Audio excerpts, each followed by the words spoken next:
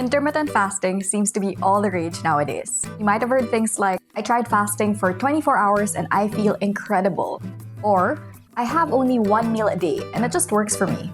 For some, fasting is a gateway to weight loss, sharper focus, and a flexible metabolism. But for others, it quietly increases stress, disrupts hormones, slows down recovery, and can actually make fat loss harder. So how do you know which one you are? In this video, we'll cover 3 red flags that tell you that fasting might not be helping you even if it worked for someone else. But first, if you're new here, I'm Kiara. I'm a certified nutritionist, PR practitioner, and mom whose goal is to help simplify health and wellness for those who feel overwhelmed. If you're looking for intentional, realistic, and sustainable ways to level up your health and nutrition, feel free to subscribe and check out the other videos in this channel. Now, before we look at the red flags to watch out for, let's quickly look at the popular types of fasting along with their actual benefits.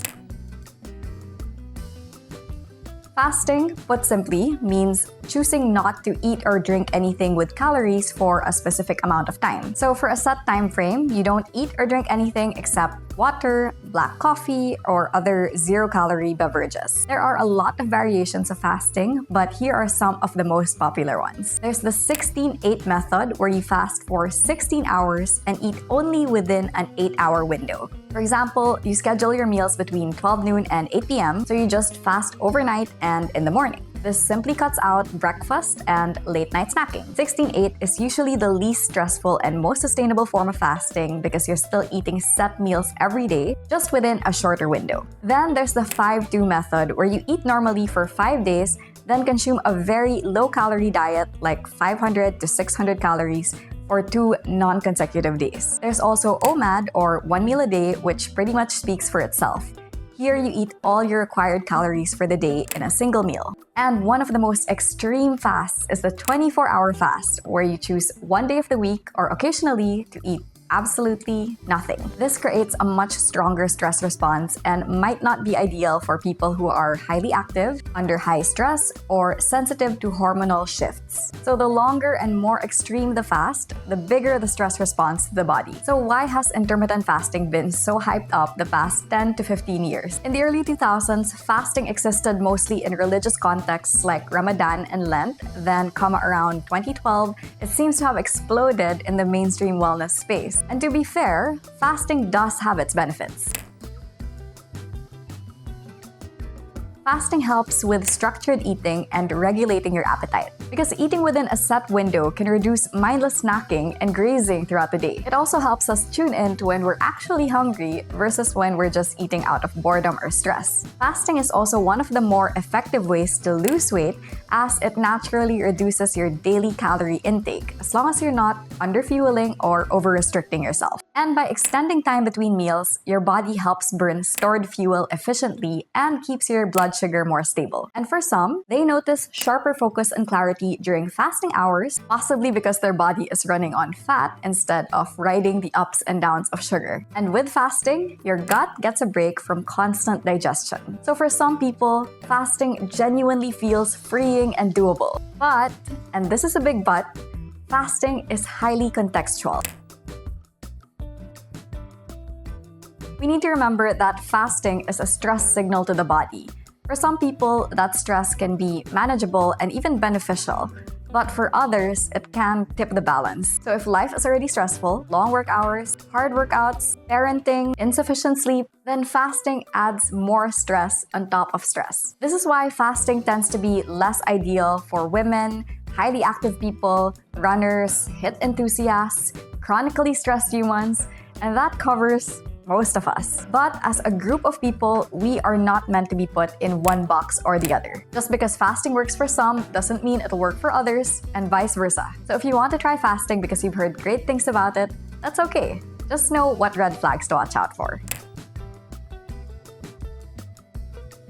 The first red flag is physical weakness while fasting. This can show up as intense hunger and dizziness, constant low energy or fatigue, feeling mentally drained instead of clear, poor workout performance, slower post-workout recovery, hair shedding, brittle nails, and digestive issues like bloating and constipation. This usually means one thing: fasting may be leading to underfueling. Factors like life stress, high-intensity workouts, eating too little, and not sleeping enough make the body less able to cope with long gaps without food. If fasting leaves you dragging through the day, struggling to recover, or feeling physically fragile, that's your body asking for more fuel, not less.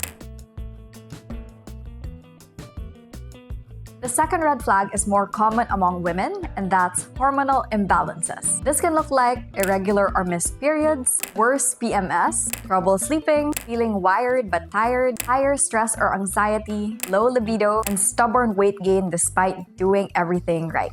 Here's what's happening behind the scenes. When fasting adds too much stress to your body, your stress hormone called cortisol shoots up, which is normal for the short term, but if your cortisol stays high and there's just low energy available, your reproductive hormones get suppressed, thyroid signaling can slow down, and the body shifts into survival mode. Women may be more sensitive to prolonged energy deficits, especially when combined with high stress or intense training. This is why some women don't feel their best when fasting.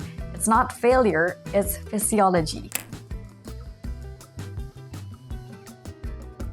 And the third red flag is the mental and behavioral signs. This one is often overlooked because people confuse it with a lack of willpower, but it's actually your body and brain signaling too much stress. Watch out for obsessing over the clock, counting hours until your next meal, anxiety around breaking the fast, binge restrict cycles, mood swings or irritability, and brain fog. Don't get me wrong, a bit of mental adjustment is normal at first. Just like starting any new habit, the first few days of fasting can feel harder as your body adapts.